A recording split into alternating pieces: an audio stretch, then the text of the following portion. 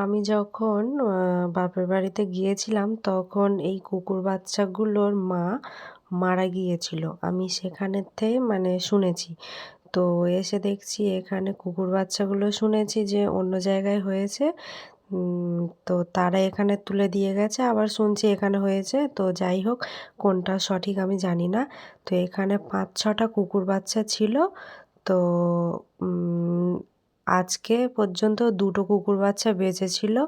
তো এখান থেকে আমি বললাম যে, "কুকুর বাচ্চাগুলো এনে দাও, আমি দেখভাল করব।" তো আমার কথা মতো আমার শ্বশুর শেষ পর্যন্ত এনে দেয়। তো তারপর আমি আমার কাছে রেখে দিয়েছি। ওদেরকে খাওয়া-টাওয়া দিচ্ছি, ধূপ এইসবগুলো দিচ্ছি, মশা মারার ধূপ এইসব।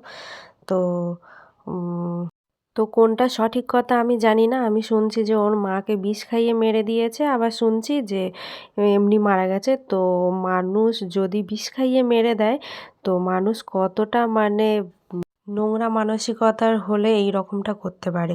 তো এদের মা আসলে মানে এদের মার উপরেও আমার রাগ ছিল। কেননা এদের মা আমাদের বাড়িতে আসতো আর ওই আমার কালুকে ওই মানে ডেকে, ডেকে নিয়ে যেত।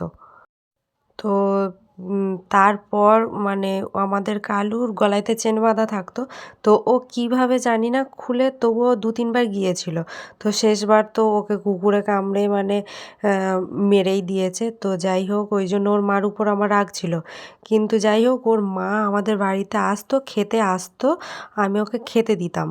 তো ও মানে তখন মানে ওরা তখন ওর পেটে ছিল, সে তখনও খেতে দিতাম। তো তারপর আমি বাপের বাড়িতে চলে গিয়েছিলাম। তো সেখানে শুনছি ওদের মা মারা গেছে। তো যাই হোক আমি উম আমাদের বাড়ির ওই সাইডটায় আমি কখনো যাইনি। এই ২.৫-৩ বছর হতে যায় আমার বিয়ে হয়েছে। তো আমি ওই পাশটা কখনো যাইনি।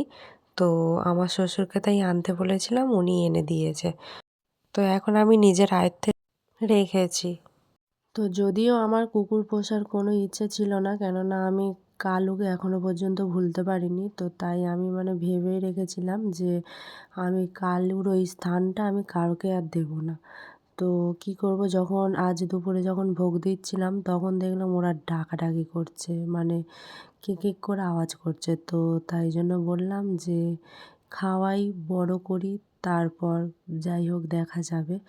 তো এখন মানে আর ভুলবও না আর ভুলতেও চাই না। পরে এখন বাঁচুক, তো তাই আনা হয়েছে। তো কালুকে আমি এখনো পর্যন্ত ভুলিনি।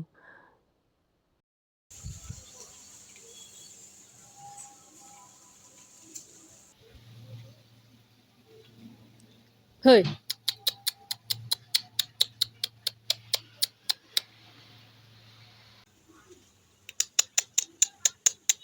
আহ আহ আহ